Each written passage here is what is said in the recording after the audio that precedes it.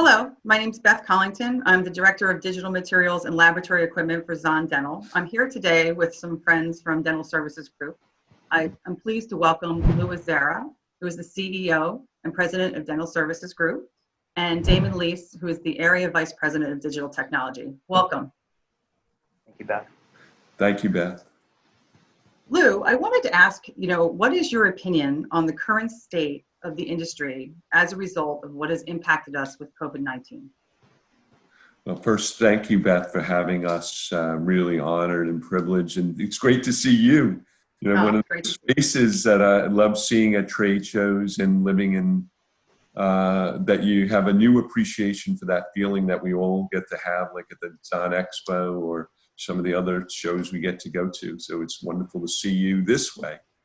And we'll have to get accustomed to that and have that same visceral positivity from it.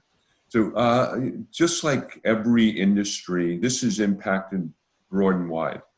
There's not too many spaces that have not been influenced or impacted. And dental healthcare is no different. In fact, the almost complete shutdown has had some consequences for certain on revenue cycles, on managing labor, and what's different about this event is it wasn't an event. It wasn't like a single impact, an earthquake, a hurricane. It is something that happened and continue to happen. And there was a degree of uncertainty around not just as it was happening, but what tomorrow would bring.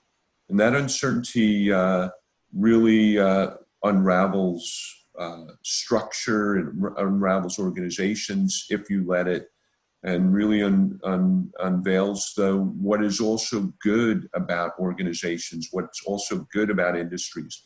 And what we've seen here is, certainly financially limiting and impactful, but the essence and the DNA of this industry showed in full force.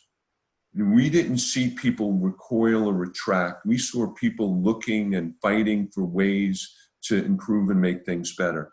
So although, unquestionably there's been a financial impact, it also brought to life what's underneath the surface.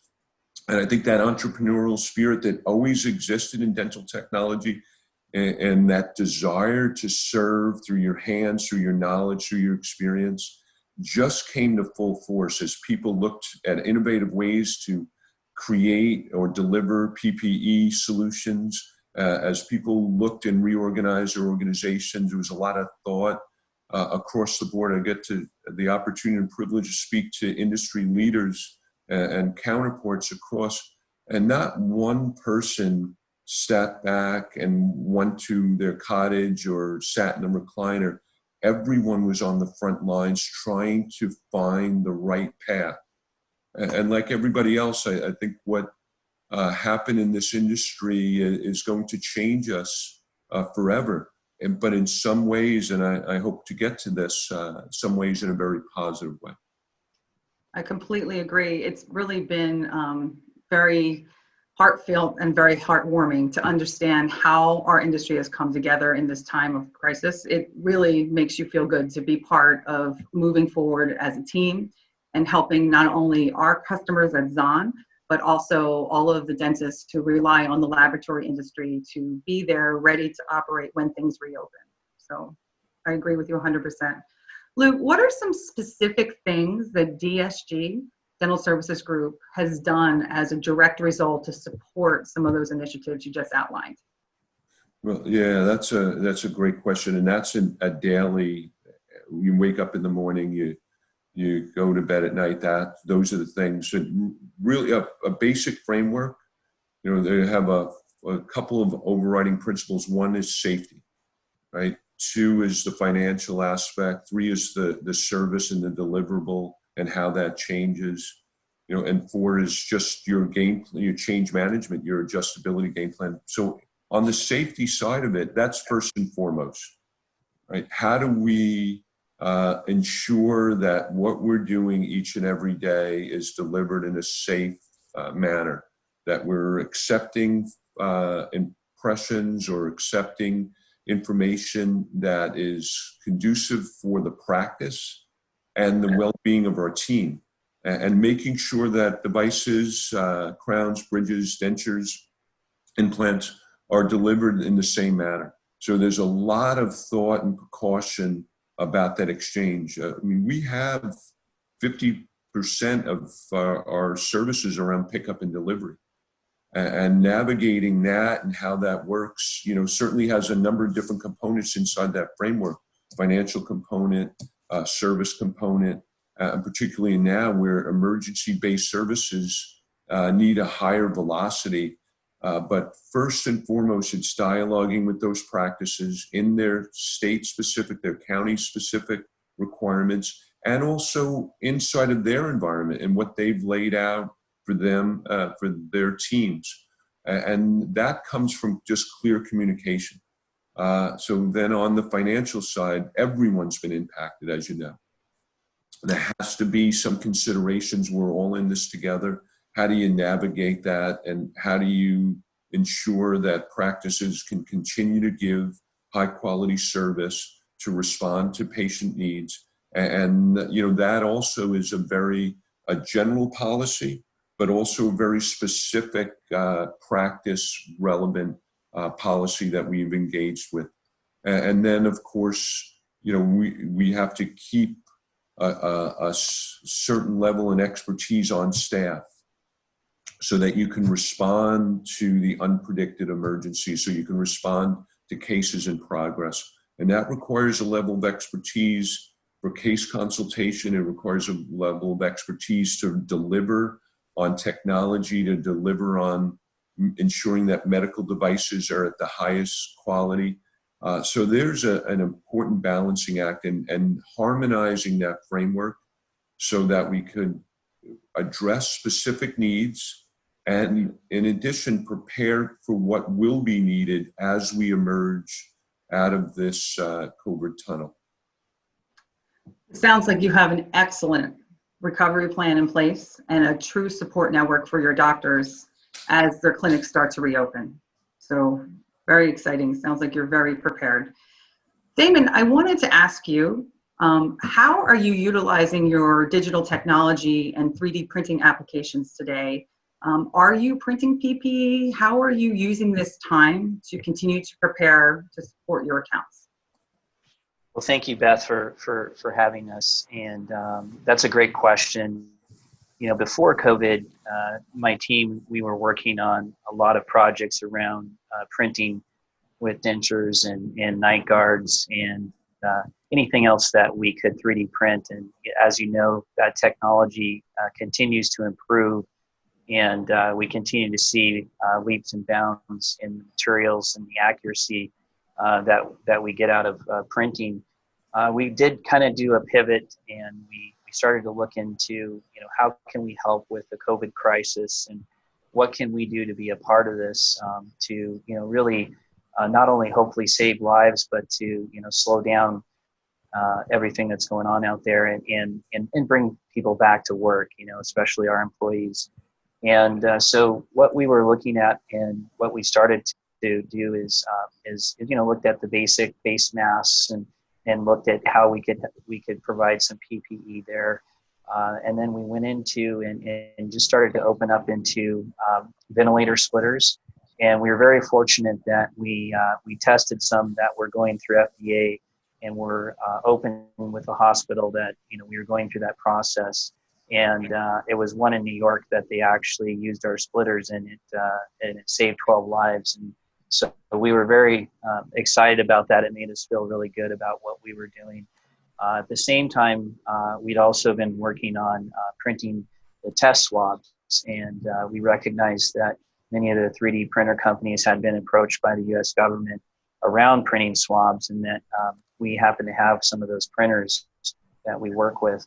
And so that's really been a primary project that we're on now. And we hope that we can print hundreds of thousands of swabs and get them out there so that we can help, slow the spread with testing. One of the other PPEs that we've also been printing is a mask fitter. and it works with a regular mask, and it actually helps seal it, similar to an N95 mask. And so that's something that we found that we could also do to help with our offices. And as we continue to look into 3D printing and where we are with medical device printing, I think that part of our business may expand, and will continue to grow there. And I really believe that there's going to be a mix of the medical and the dental for us in the future, just based upon what we've been doing. And so we're very excited to be a part of it, and it makes us feel really good that if we can help stop this and save lives, and at the same time bring back our workers to help with this as well. Yeah, that is really wonderful and heartwarming to hear. Damon, it's exciting that your company has made this incredible commitment to the healthcare industry as well as the dental industry to continue to support the heroes that are on the front line and really help everybody down to each level. So what do you think your biggest challenge in this switch has been? For us, I'm fortunate to have a really, really good team, and we're very adaptable. And I think, as Lou can maybe attest to this, we move pretty quick, and we were able to, switch from printing a night guard or printing a denture to the next day to printing a swab or something else that is in the medical side. And so I feel very fortunate about the team that I have. And I think, for us, though, looking into the future, it's really, mapping out what we're going to look like, and what kind of business will come back, and where we're going to go with the product lines that we carry, and also with the medical side that we will probably be a part of as well. And so we don't have that crystal ball, but I think we're very optimistic about the direction that we're headed. And I think we put ourselves in a really good position with the technology that we currently have to be able to play in both markets, and be very not only productive, but also to be successful in those markets. And so I know Lou probably has more to share on that than anybody, but I'm blessed to have a good team, so I think that's the key. Perfect, and we agree with you, and we wish you a lot of success and thriving as you continue to grow in both fields. Lou, do you have any parting thoughts on just what you'd like people in the industry to hear, a closing message to your peers? There's so many thoughts, and believe it or not, even in the face of this, they're all positive, but I'd be remiss of not just giving Damon and the team credit for their incredible degree of resolve and strength, and very proud of who I'm surrounded by and inspired each and every day. And that really comes to, our industry. Because what you are inside is, sometimes we take for granted. And the inherent strength and resolve within the dental community is really what's allowed us to navigate this very complex, rapidly changing environment. You've seen the best of the best come out in what we are. The commitment to this industry, the steadfast regardless of challenge, it has just proven time and time again to be unwavering. I know we're focused on ensuring the safety and well-being of our teams and all the communities and the doctors that we serve, but that's inherent of why someone is drawn to this industry and why someone stays here. We are centered on serving.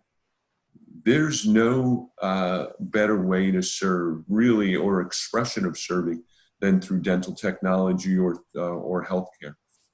And this is at the core, and that core has served us, and that guy principles. It has served us in the last few weeks and months as we navigate this, and it'll serve to create the promise of tomorrow. I believe this is the dawning of what dental technology was always meant to be, as a vital part of the healthcare ecosystem. The best is yet to come. Through these trials and tribulations, the greatest moment in dental technology in the dental lab industry has yet to be written, and we're about to see that. Lou, that's amazing. What great thoughts to the team and to the industry. Zahn Dental is very proud to be your partner in distribution and helping you navigate these times. Damon, do you have any parting thoughts you'd like to add?